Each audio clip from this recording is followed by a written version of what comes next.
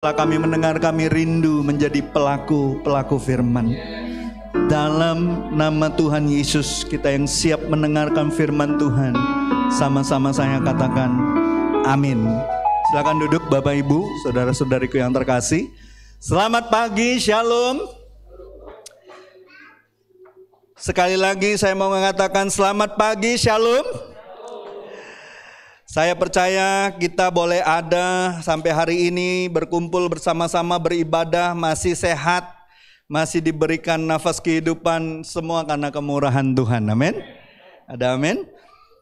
Bapak Ibu saudara-saudariku yang terkasih, saya sebelum masuk ke dalam firman Tuhan, saya rindu mengundang, mungkin ada yang baru pertama kali datang beribadah bersama-sama jemaat ini, silakan angkat tangan di tempat saja.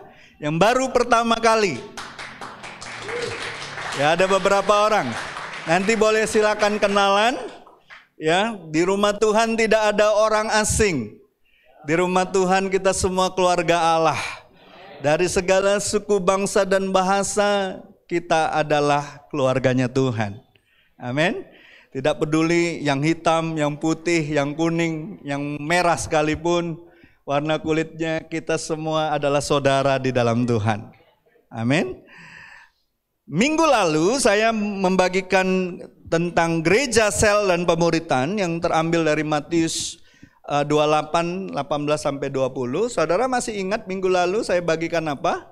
Bahwa gereja, a church needs to be a big enough to impact and small enough to caring. Ya, kita harus jadi gereja Tuhan yang membawa dampak yang besar, tapi juga harus jadi gereja Tuhan yang dalam skala kecil, kelompok-kelompok kecil itu merawat dan juga memperhatikan. Ada amin saudaraku. Siapa yang dalam bulan ini saudara memenangkan jiwa? Wah, berarti cuma saya yang angkat tangan ini. Siapa yang saudara dalam bulan ini saudara pergi nginjilin orang dan saudara menangkan jiwa? Halo? Menangkan jiwa jangan berpikir hanya untuk dibawa ke gereja lokalmu. Menangkan jiwa untuk Tuhan, kemanapun orang itu nanti mau berada di keluarga Allah manapun, itu sudah menjadi pilihan Tuhan atas hidup dia. Tapi kalau dia memang mau sama-sama kita, mau kita muridkan, itu jadi tanggung jawab kita. Amin. Saya mau tanya, siapa yang mau sebelum berakhir bulan ini saudara beritakan Injil dan saudara menangkan jiwa? Saudara mau? Benar-benar mau? Karena memang Tuhan panggil kita untuk pergi dan menghasilkan murid. Tentunya kalau orang yang mau dimuridkan adalah orang yang mau sungguh-sungguh ngikut Tuhan. Dia memberikan hidupnya kepada Tuhan. Amin. Gereja tidak dipanggil untuk hal yang lain. Amanat agung jelas, pergi jadikan semua bangsa murid. Ya, nanti saya perjelas lagi di khotbah saya kali ini. Ya. Kita lihat dari masih tetap di Injil Matius. Matius 4 di ayat 19 sampai 20. Bisa ditampilkan?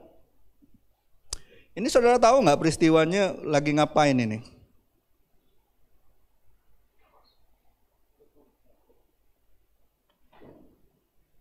Sudah sampai di situ Matius? Saudara bisa buka judul perikopnya apa?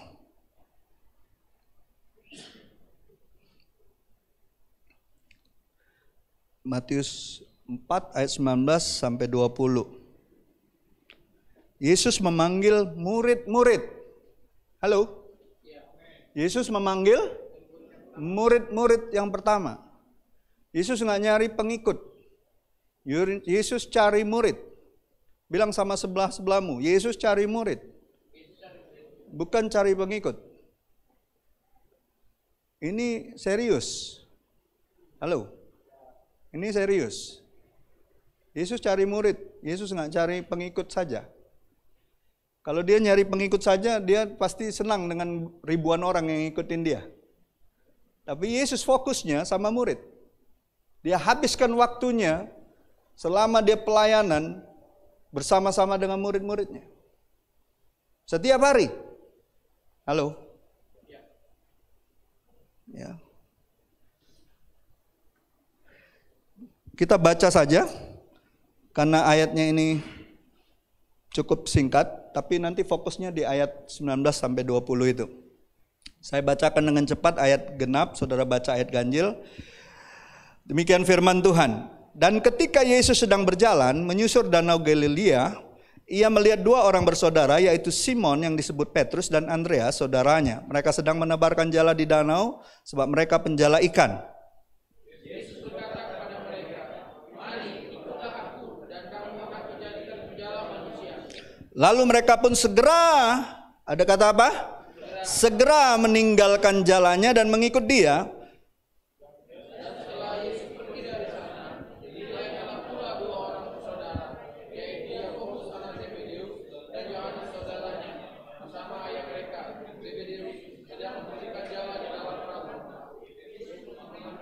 Ayat dua-duanya. Dan mereka segera, segera meninggalkan perahu serta ayahnya lalu mengikut dia. Jadi Bapak Ibu, saudara-saudariku yang terkasih, dari ayat di atas kita tahu bahwa Yesus itu cari murid. Yesus itu memanggil kita untuk jadi murid. Saudara percaya nggak Yesus panggil kita untuk jadi murid? Ya. Dan saudara harus tahu pemuridan itu adalah ongoing proses.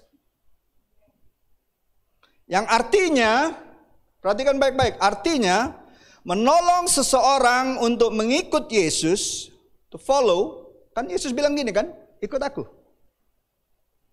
Follow me. Halo?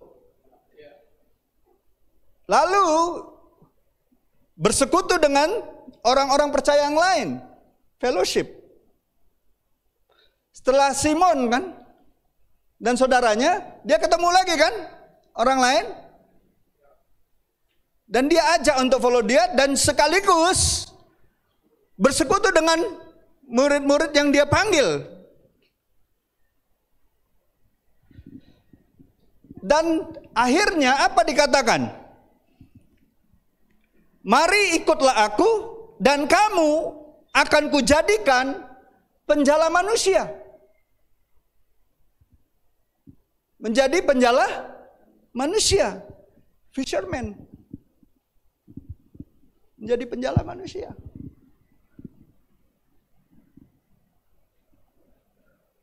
Dan kita tahu, minggu lalu kita belajar tentang amanat agung. Pemuridan itu adalah amanat agung. Matius 28 ayat 18 sampai 20. Ya. Jadi ongoing proses itu, ketika seseorang kita bawa kepada Yesus, untuk mengikut Yesus, lalu kita bawa untuk mereka berada di dalam kumpulan orang benar, fellowship dengan murid-murid yang lain.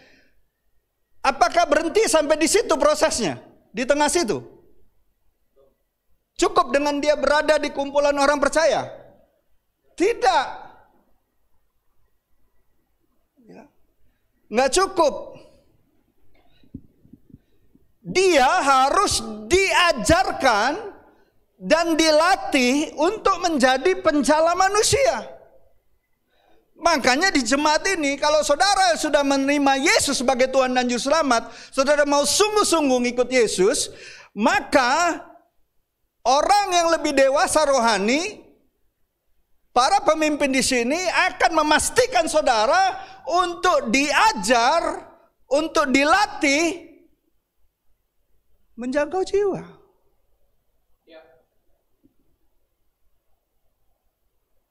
Proses pemuritan nggak berhenti waktu kita sudah ada di dalam gereja Tuhan. Lalu ikut program-program gereja. Ingat nggak minggu lalu? Bahwa kita ini gereja sel, bukan gereja yang ada program kelompok sel. Yang kita bangun ini kehidupan. Kalau gereja dengan kelompok sel, yang dibangun itu apa? Pelayanan. Kita nggak bangun pelayanan, kita bangun kehidupan. Gereja itu berbicara kehidupan dan hubungan. Bukankah kekristenan itu hubungan? Kekristenan bukan agama. Kekristenan adalah hubungan kita dengan Tuhan dan hubungan kita dengan sesama.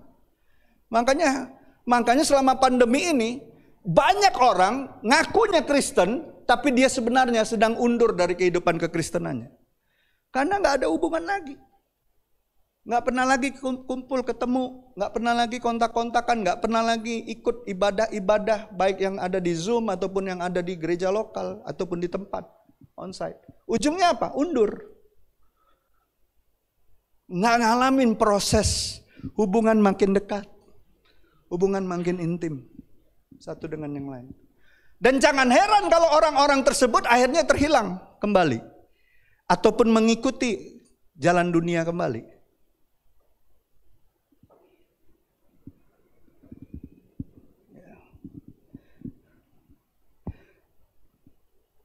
Jadi disinilah seringkali gereja terjebak dalam definisi yang tidak tepat, yaitu bahwa pemuritan itu identik dengan pembinaan anggota gereja. Kalau kita lihat di dalam gereja itu ada pelayanan yang bersifat liturgia, ibadah. Halo? Tapi juga ada diakonia, ada namanya pelayanan. Dan bukan hanya di 4 tembok ini, tapi di luar sana. Ada juga koinonia, itu berbicara fellowship, persekutuan, kelompok. Makanya di gereja ini ada gereja kita ini juga sel. Tapi juga ada pelayanan marturia, yaitu kesaksian iman kita, penginjilan. Nggak cukup dengan kita fellowship dan pembinaan di gereja. Ngikutin program pembinaan. Ya. Dan seringkali gereja terjebak di dalam pembinaan ini. Bagaimana kita bisa menjebak jemaat dalam hal tersebut? Tanpa kita sadar, kita gereja banyak menjebak jemaatnya dengan begitu banyak aktivitas. Makanya tanpa sadar kita tidak membuat jemaat jadi murid, tapi jadi aktivis. Berapa sering saya dengar hamba Tuhan ataupun orang kalau ketemu, oh ini aktivis gereja kami. Sering dengar itu? Halo?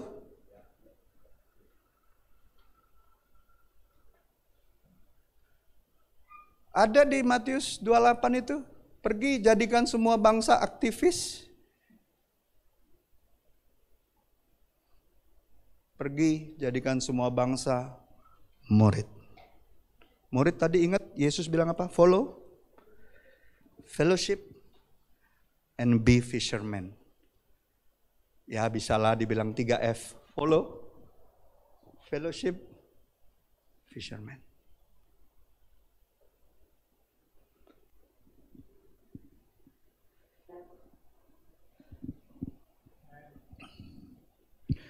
Jadi ingat, murid itu harus ada parameternya.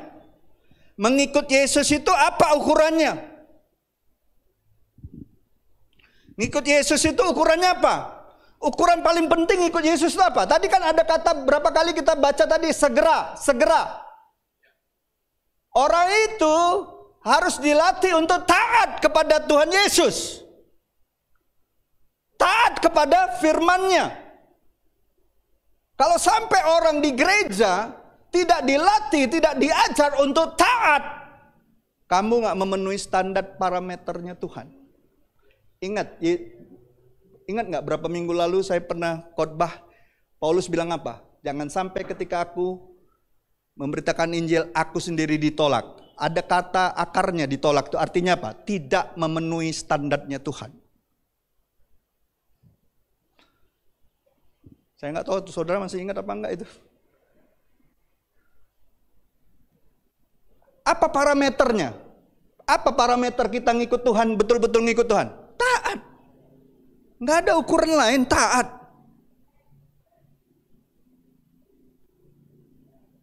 Omong kosong kita ngomong kita ngikut Tuhan sungguh-sungguh, tapi ketika dengar firman Tuhan kita nggak taat. Ya, kita sedang menipu diri kita sendiri. Ya. Lalu yang selanjutnya dipastikan orang itu setelah ngikut Tuhan, dia punya relasi dengan Tuhan melalui doa, pujian, penyembahan. Orang itu harus dilatih. Ada satu statement katakan gini. Kalau doa akan membawa dosa menjauh daripada hidupmu. Tapi kalau kau hidup dalam dosa, maka dosa akan membuat kau menjauh dari kehidupan doa.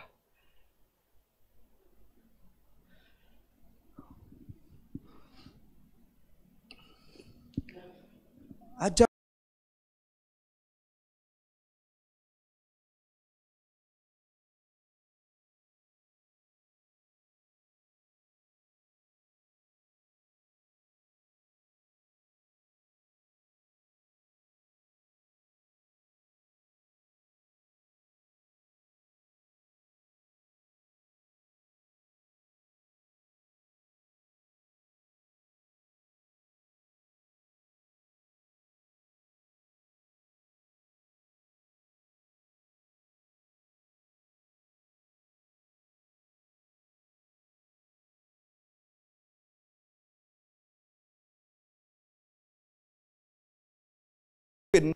di jemaat ini, jangan biarkan satupun orang di dalam kelompok selmu nganggur.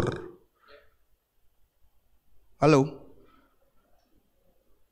Saya kemarin baca satu meme, tulisan, seorang pemuda menolak pekerjaan di perusahaan yang besar, dan dia mengatakan, saya sedang fokus untuk nganggur. Kan geblek itu.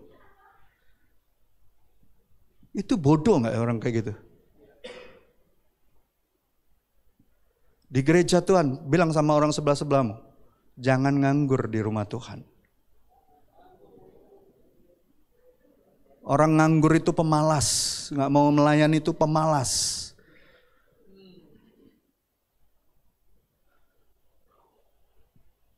Saudara percaya nggak orang yang nggak mau melayani itu pemalas, nggak bakal dipakai Tuhan jadi pemimpin? Karena parameternya Tuhan pemimpin apa? Yang terbesar adalah yang menjadi hamba dan yang melayani. Nggak ada istilahnya, kau mau jadi hebat karena kepintaran, kepandaian, pengalamanmu. Nggak ada ceritanya itu. Standar kepemimpinan Tuhan dengan dunia beda, bos. Makin tinggi standar dari Tuhan, makin merendahkan diri kita di hadapannya dan di hadapan sesama.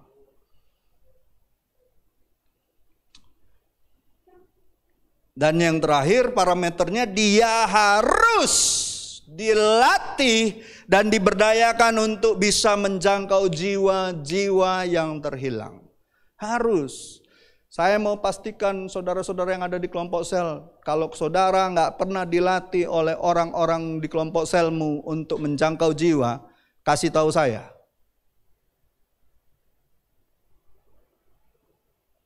Kelompok sel bukan hanya untuk fellowship, kumpul-kumpul, makan-makan, minum-minum biasa, dan berdoa saja. Ujung-ujungnya harus jangkau jiwa. Bukankah Yesus bilang, aku datang untuk mencari dan menyelamatkan yang terhilang. Itulah tujuan dia.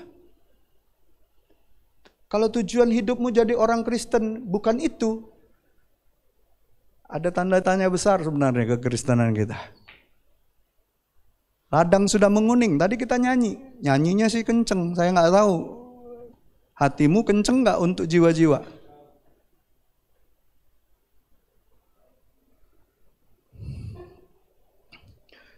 Jadi sebuah pemuritan itu proses. Baru kalau itu tadi follow, terus apa? Fellowship, terus apa? Fisherman, baru itu dikatakan complete cycle. Orang tersebut punya ketaatan akan firman Tuhan, memiliki hubungan dengan Tuhan, lalu orang itu harus kita bawa kepada jemaat supaya bersekutu kepada saudara-saudara seiman yang lain. Itulah membawa dia untuk dilatih menjangkau jiwa, barulah disebut itu spiritual formation-nya. Cycle-nya lengkap. Ya.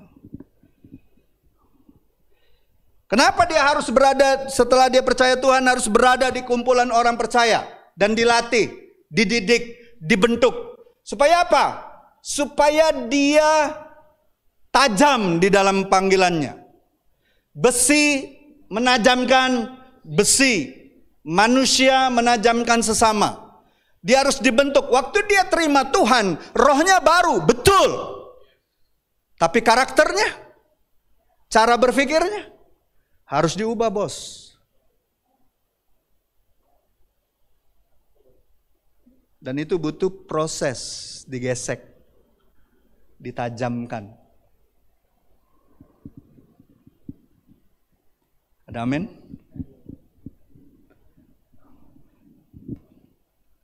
Jelas sekali tadi kita baca Yesus mengatakan kamu akan kujadikan. Ini berbicara apa? Persekutuan untuk diperlengkapi supaya pada akhirnya orang tersebut bisa menjangkau jiwa-jiwa yang terhilang. Kamu akan kujadikan, berarti apa? Yesus bertanggung jawab atas orang itu sebagai seorang pemimpin.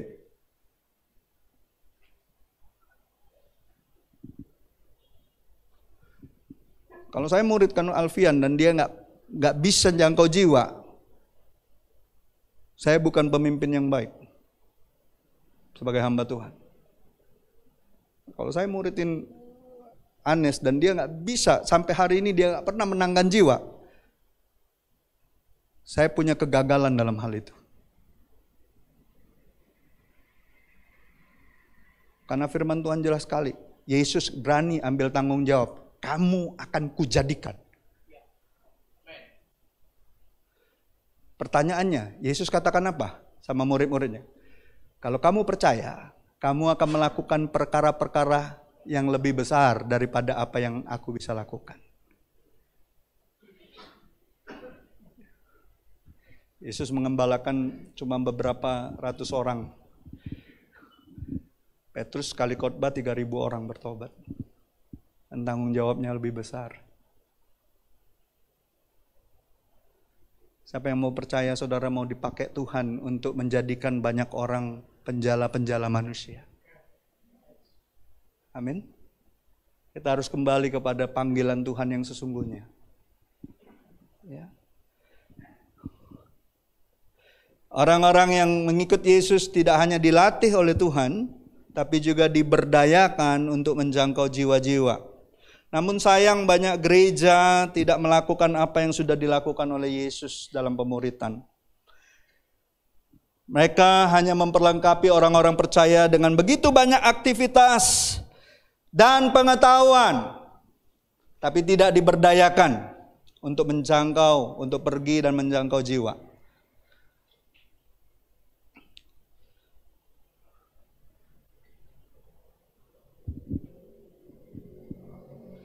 Soekarno pernah ngomong gini, kasih aku 10 anak muda, aku akan goncangkan dunia.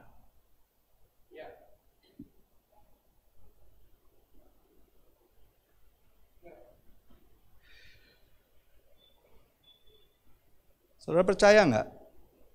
Satu orang murid Tuhan yang taat, nggak butuh 10, satu orang yang mau taat, dia akan guncangkan dunia. Ananias, satu orang yang taat untuk mementor Paulus pada awalnya, Saulus. Orang itu mengguncangkan dunia.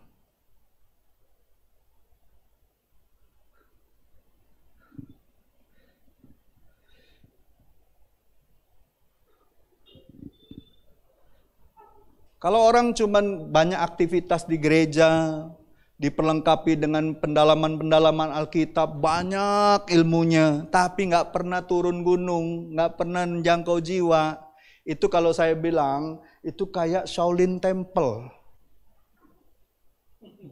Saya ini penggemar film silat. Tanya anak saya suka nonton film silat.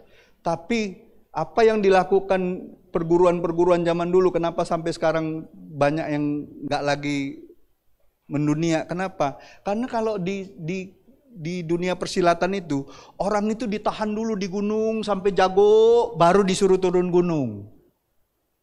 Halo? Kalau Yesus enggak, ongoing proses.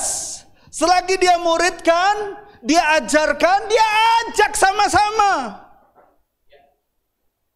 Ya, belum sempurna. Tapi dengan proses kesalahan ataupun hal-hal yang bodoh mungkin mereka lakukan, ada tuntunan Tuhan. Ada anugerah Tuhan. Ada pembentukan dari Tuhan. Bagaimana kita tahu yang benar kalau kita nggak pernah salah? Halo? Kalau nunggu sempurna dulu, susah nian pastor, muridin dia nih. Nggak ngerti apa-apa ya, gimana? Kamu ajak dong, langsung praktek. Doain orang sakit, nginjilin orang, ajarin dia. Ya. Jadi waktu orang itu terima Tuhan, kita bina, kita muridkan, izinkan dia terus berada bersama-sama dengan komunitas orang-orang percaya, dan kita harus terus bersama-sama dengan orang tersebut dan dapat bersama-sama dengan dia jangkau teman-temannya. Ada sama orang itu. Sekali dia mengerti, dia nangkap isi hati Tuhan melalui pelayanan kita, dia akan bergerak dengan sendirinya. Tapi kalau nggak pernah diajarin gimana? Nggak pernah diajak praktek gimana? Banyak pengetahuannya, banyak kegiatannya di gereja, tapi nggak pernah diajak praktek gimana? Jadi Bapak Ibu, coba kita lihat ya. Kita harus percaya dengan seiring pertumbuhan iman seseorang yang kita muridkan, kita juga harus membawa mereka melakukan tugas amanat agung, betul tidak? Ya. Contoh paling jelas minggu lalu tuh saya kasih gambaran wanita Samaria, baru ketemu Tuhan kan, baru kan hari itu. Nunggu gak Tuhan, nanti dulu ya, aku muridin dulu kau 2-3 tahun, nanti baru kau turun gunung, nginjilin orang-orang di kampungmu. Ada? Enggak. Ketemu Tuhan, ngalamin Tuhan, bersuka cita, meluap-luap hatinya, dia pergi dengan kapasitasnya yang cuma bisa ngajak. Dia mungkin gak ngerti banyak soal kebenaran firman Tuhan, tapi dia punya hati untuk ngajak orang ketemu Tuhan. Dia kan cuma cerita, toh di sana tuh ada orang, aku ketemu Tuhan nih, ini orang tahu tentang hidupku. Dia pastilah Tuhan. Dia pastilah Nabi. Dia itu Mesias. Kapasitas dia cuma sampai di situ dan cuma mau ngajak orang. Akhirnya apa? Seluruh Samaria ketemu dengan Tuhan. Dan orang-orang itu berkata, sekarang kami percaya bukan lagi karena engkau, tapi karena kami ketemu langsung dengan Tuhan.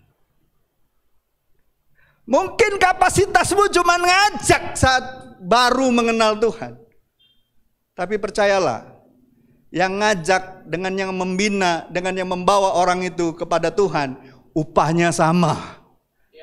Kadangkala lebih sulit itu buka pintunya.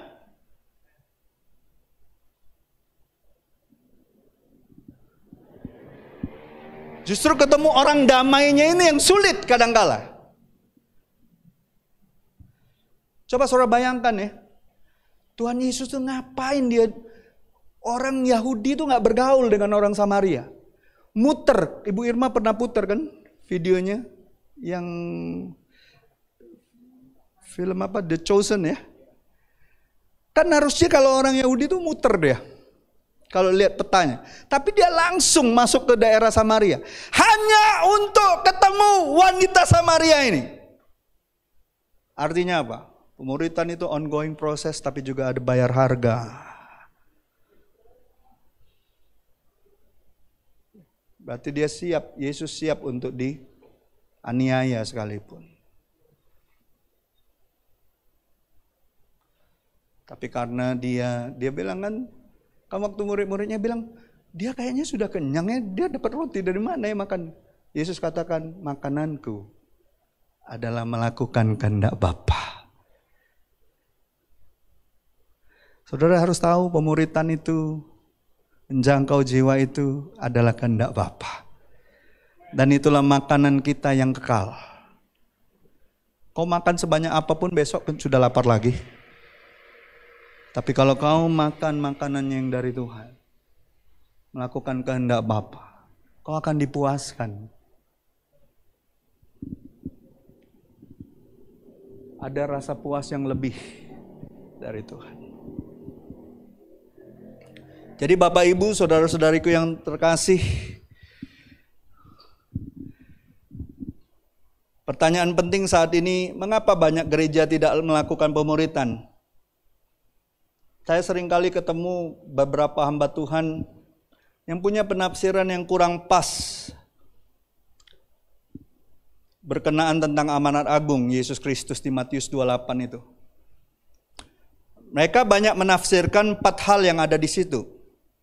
Ada kata apa di situ? Di Matius 28 itu. Pergi, jadikanlah segala bangsa murid, baptis dan ajar. Tetapi dalam konteks aslinya, penekanan ayat itu sebenarnya jadikan segala bangsa murid. Itu esensinya. Jadi tujuan objektifnya itu menjadikan murid. Caranya itu tadi, pergi, baptis, dan ajar.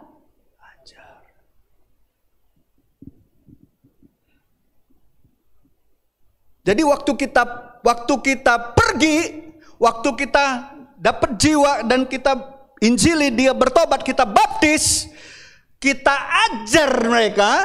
Tujuan dari 3 hal itu jadikan murid. Itu esensinya.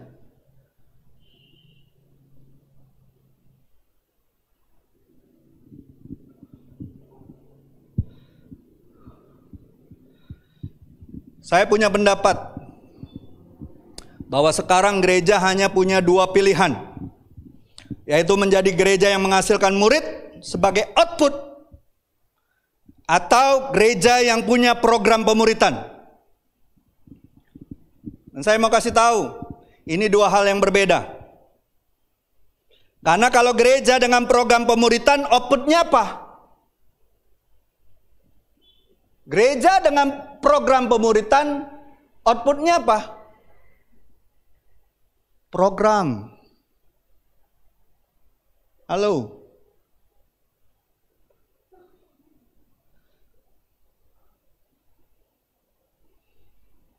Tapi kalau gereja memuridkan, outputnya apa? Ya murid.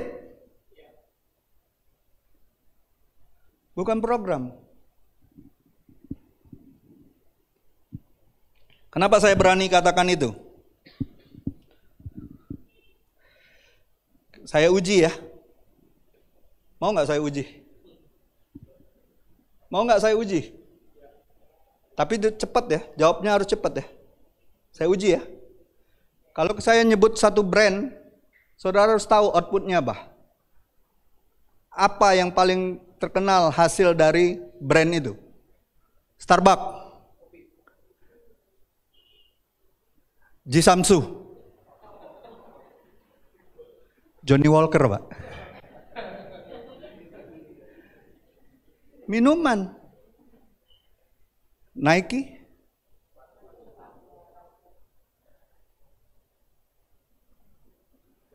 gereja. Apa? Sih? Jemaat. Nanti ada yang bilang sekolah, ada yang bilang gereja harus menghasilkan rumah sakit, sekolah, Alkitab. Gereja satu-satunya output yang harus dihasilkan adalah murid. You sebut satu brand, langsung tahu outputnya apa.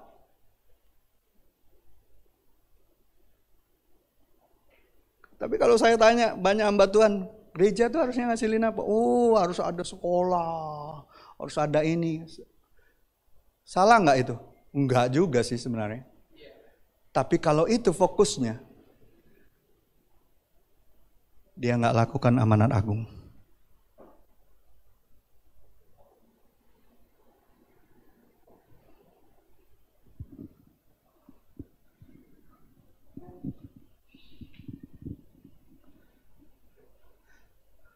Udah berapa lama kita berjemaat?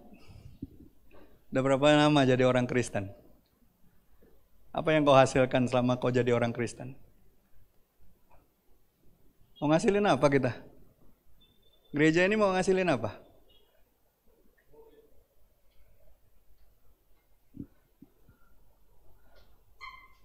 Mau ngasilin gedung yang megah? Sekolah yang bagus? Nanti ada rumah sakit dengan nama City Blessing gitu.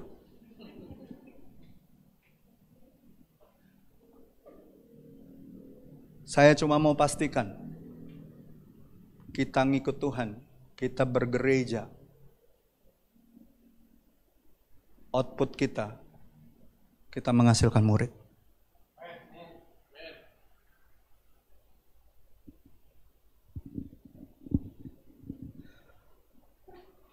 Dunia aja, kalau sudah branding, maka produknya jelas. Halo? Langsung kita kenal satu brandingnya, betul nggak? Betul nggak? Kalau ada yang bilang, Starbucks, oh ada roti, situ ada ini, ada ini. Kita tahu, Starbucks coffee yang paling utamanya, produknya. Ya dia punya ada makanan di situ, ada apa, betul? Tapi apa produk dia yang paling unggulan? Kopi. Nggak usah ngomong yang lain.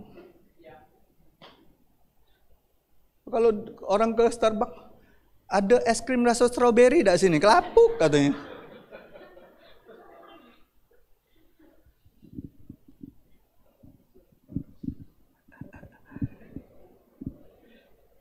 Saya tutup di sini. Saya sudah selesai sebenarnya. Saya nggak mau lama-lama hari ini. Karena saya sebentar lagi akan melayani juga satu jemaat di Zoom. Tapi saya berharap khotbah saya yang mungkin cuma sebentar ini mengingatkan kita kembali. Jika gereja tidak menghasilkan murid, maka gereja tersebut sedang bermasalah dengan tujuan hidup dan eksistensinya. Lihat wajah-wajah orang di sebelahmu. Punya tujuan hidup dan eksistensi nggak dia? Udah pernah muridin orang nggak? Jangan cuma bisa komentar. Tuh di gereja kurang ini. Kau pernah muridin orang nggak?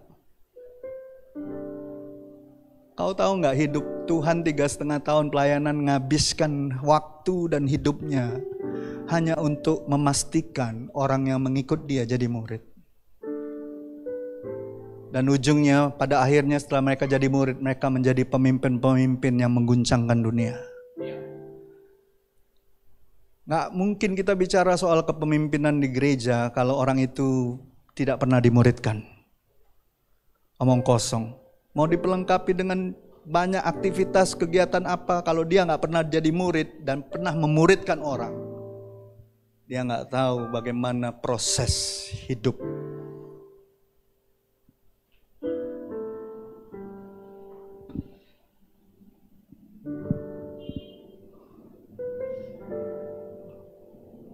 Saya rindu nanti kalau saya kembali ke rumah Bapa, Tuhan bukan hanya melihat saya sendiri. Tuhan tahu siapa di belakang-belakang saya. Siapa generasi berikutnya. Yang pasti bukan hanya anak-anak saya. Bukan hanya keluarga saya. Saya rindu keluarga rohani saya, orang-orang yang saya mentoring, saya jangkau. Mereka jadi murid-murid Tuhan yang suatu saat akan jadi pemimpin-pemimpin yang hebat. Melebihi generasi kami. Amin. Saya nggak tahu dengan saudara, tapi itulah yang jadi tujuan hidup saya. Saya jadi hamba Tuhan bukan ingin kaya. Kalau jadi ingin kaya, ngapain saya jadi hamba Tuhan? Saya punya diploma, saya punya ijazah kok, sarjana saya. Saya bisa kerja di perusahaan apa aja. Tapi bagi saya, setelah saya mengetahui kehidupan kekristenan yang sesungguhnya, harta terbesar yang kekal, yang kita bisa bawa kepada Tuhan dan sorga bersukacita, hanyalah jiwa-jiwa. Tadi malam sebenarnya saya jemput Ibu Irma dan beberapa teman.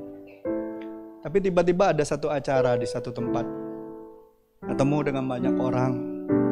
Saya ketemu satu anak muda lagi ngobrol soal bisnis. Tapi saya dengerin aja dia ngobrol soal bisnis. Dan roh Tuhan bicara dalam hati saya.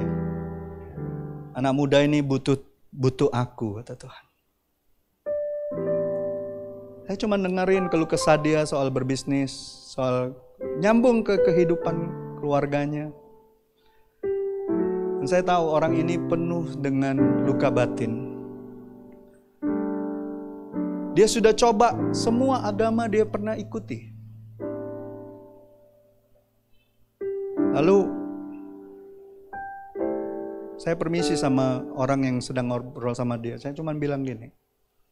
Saya cuma mau bilang gini sama kamu. Kamu percaya gak Tuhan bisa pulihkan kamu? Kamu percaya gak saat ini yang kamu butuhkan itu adalah Yesus? Tuhan yang saya sembah dan Tuhan yang saudara yang kamu ajak ngomong ini. Oh dia kaget, dia lihat saya. Gak pernah ada yang ngomong seperti ini sama saya. Saya gak tawarin agama. Saya tawari kamu Yesus Kristus, Tuhan dan Juru Selamat. Mau gak? Saya cuma nyodorin tangan aja. Kamu mau gak? Kalau kamu mau pegang tangan saya, kita doa. Dia pegang tangan saya, kita berdoa. Dia ikutin doa saya untuk terima Tuhan Yesus sebagai Tuhan dan Juru Selamat. Lalu saya cuma bilang gini, boleh gak saya peluk kamu? Wah, waktu saya peluk dia, mau nangis dia. Papa mama saya gak pernah peluk saya.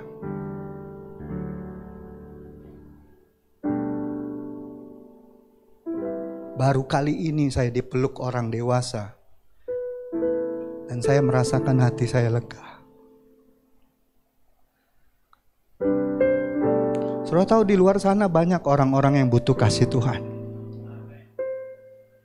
Butuh penerimaan dari Tuhan melalui kita. Kasih itu tidak pura-pura. Kasih itu apa adanya. Saya bilang saya mewakili papa mamamu yang gak pernah peluk kamu. Maafin kami sebagai orang tua. Umurnya gak beda jauh dari Yobel. Saudara percaya gak? Ada orang-orang yang membutuhkan kasih Tuhan yang ada di dalammu. Orang-orang yang butuh sentuhan, jamahan, daripada kasih yang tidak pura-pura. Dunia ini sudah begitu banyak kepura-puraan, kemunafikan.